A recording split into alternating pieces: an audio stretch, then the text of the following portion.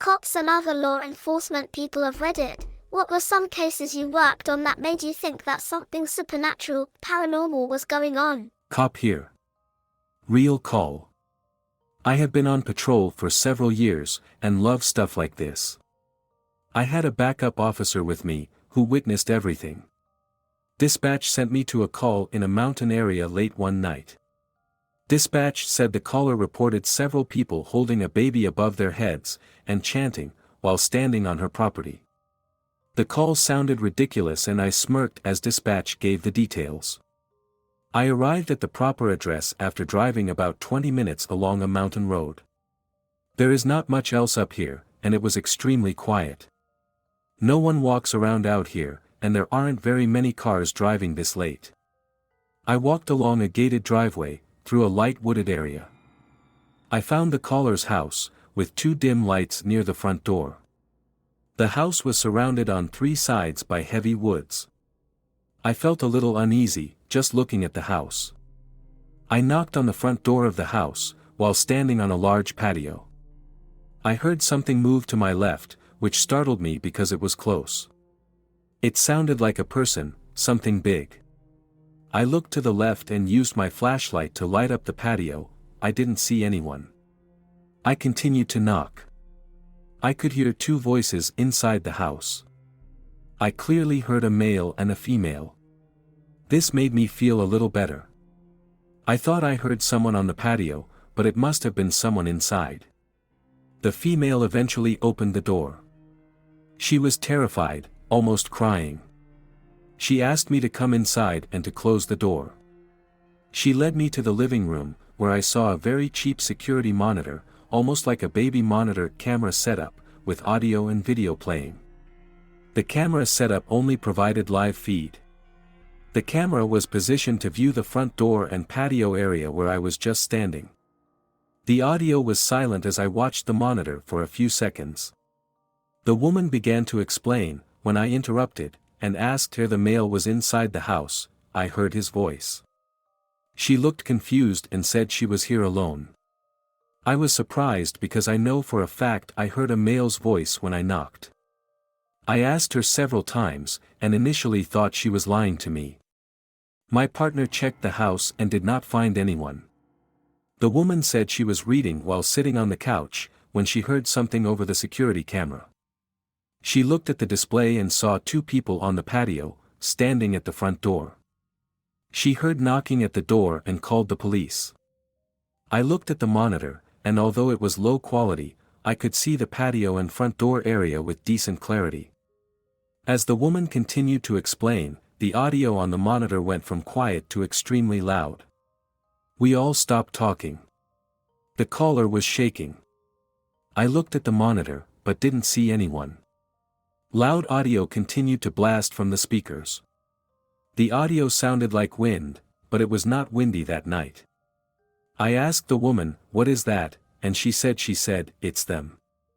I looked at my partner who was nervous.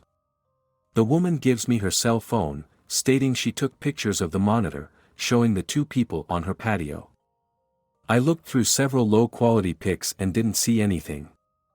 I continue to scroll, and sure enough, I see what looks like two tall figures standing at the door. One of the figures is holding something. The figures look strange, all dark and featureless, in contrast to the video I saw on the monitor. I was in disbelief, and thought, oh my God, she's telling the truth. I continued to scroll and saw one figure holding something up over its head. Another picture showed the item at the base of the door with both figures standing near it.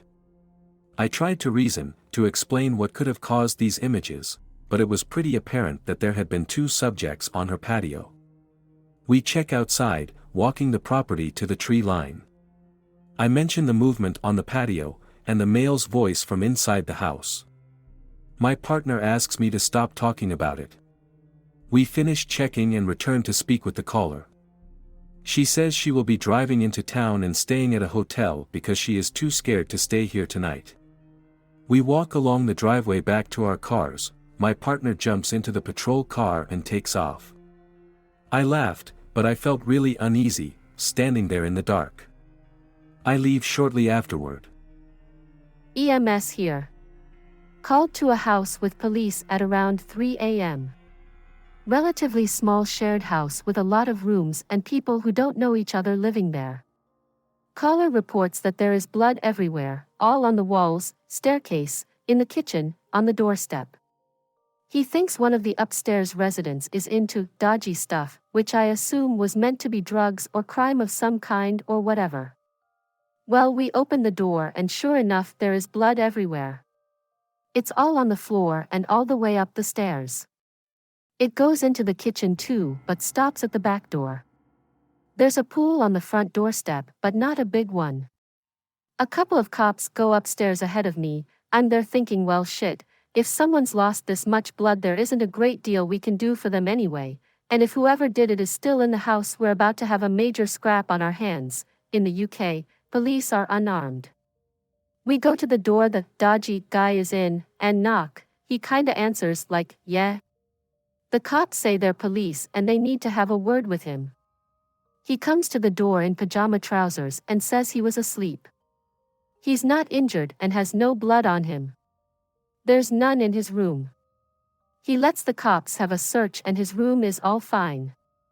Seemed like a regular guy to me. We speak to all of the other neighbors in the house and the cops search their rooms and nothing.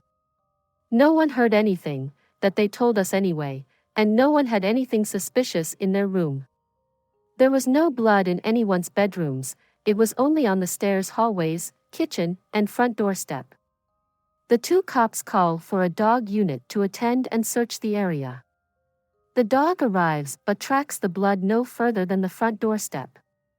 Whatever had caused that blood to be there seemed to still be in the house, and we had no idea whose blood it was. Thought it could potentially have been an animal's blood somehow, but unless it was a large animal there was way too much for that, and I hope we'd have found a bleeding large animal in our search. I had control pestering me to redeploy to another job, so I thanked the cops for helping me clear the house and said I had to go. They said they were gonna go do a wider search and then resume, as well as there was nothing they could find. I never heard any more about it, and as far as I know there was no murders or anything like that reported after that incident, so it's still an absolute mystery. I'm not sure if I'd describe it as paranormal, but it was certainly strange and spooky. I didn't feel creeped out at the time, but had I been one of the people living in that house I definitely would have done. Other incidents I've been to that I guess could be paranormal are usually just sad mental health incidents. Occasionally we end up at addresses with very elderly people who see their dead wives in their house and talk to them. I once went to a job where an old guy was there with his son. While I was doing some tests on the old guy, he was talking to an empty chair next to him, saying stuff like, "Oh, it's okay, he's just checking my blood pressure, then they'll be out of here and we can go back to sleep." I didn't question it and got on with my work. When I spoke to the son afterwards, he said his mom died a few years before and his dad has never really come to terms with it. The dad always claims he can see his wife there with him when she isn't, and talks to her like she is. Apparently he even sometimes makes her breakfast and tea still because he thinks she's actually there. Stuff like that is just sad rather than creepy though. I've been in law enforcement for nearly 6 years and I have had a few supernatural things occur during my shifts. The most recent one came from a 911 hang-up call.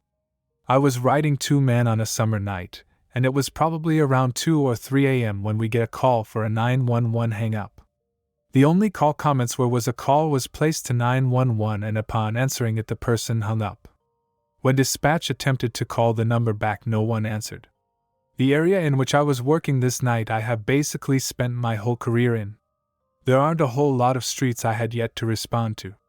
However, the address this call came in from, they used GPS coordinates to find the closest location since the caller hung up, I had never been to. I had driven past this road many times but never actually revived a call from it. We pull up to this old dirt road and it has a metal chain going across the entrance with a sign that says no trespassing. Because we have to figure out what is going on, me and my partner continue on foot up this long dirt/gravel road. The road was maybe about 100 yards long. The shitty party was that on each side of the road was a tall chain link fence. Why this was crappy was because now me and my partner were now walking down a fatal funnel. If there happened to be a guy waiting for us at the end of this road with, let's just say, an assault rifle, we would have no place to take cover. Thankfully, this did not happen. We eventually reached the end of the road and there are 2 houses on each side. At first we believe one of these houses is where the 911 call had come from. As I am shining my flashlight at one of the houses, I see a figure move from inside. Instantly I'm like, oh shit, people actually live back here, as I thought for sure the houses were going to be vacant. Shortly after, a man and a woman walk outside and ask what is going on. We tell them we received a 911 hang-up call from address 123 Main, made up, and asked if they had called. The man tells us his address is 124 Main and the one across the street is 125 Main, which he says is vacant. He proceeds to tell us there is a 123 Main which is basically in the middle of these tall weeds/forest looking area just to the north of his house. He says the house is vacant and run down, and can only be reached on foot. I ask him how far away it is from his house, and he says probably a couple of football fields away. Now, while all this walking/investigating was going on, we had received 2 more 911 hang-up calls. Same address. Same result. Before we made this trek out into the middle of the woods, we called for another car and eventually another 2-man unit responded. The 4 of us now wandered out into the woods, 2 of us with our assault rifles out, and followed a barely beaten path to where we assumed we would find a house. Fighting spider webs and low-hanging tree branches, we eventually reach our destination. I am terrible at describing things, but this house was straight out of any horror movie you want to imagine. It was run down. Had a tree that had fallen through the middle and had now become incorporated with the house throughout the years. The house was nearly falling apart, and was completely overgrown by greenery. Having come this far, we decide to continue on, even though we were pretty sure the house would be vacant. After fighting through some thick brush, we find our entrance. We each have to climb over some fallen brick walls and other wooden shit before we actually make entry. My biggest fear at this point is this stupid rotten house collapsing on itself, and being trapped inside with no one being able to find us. We searched the entire house and like we thought no one inside.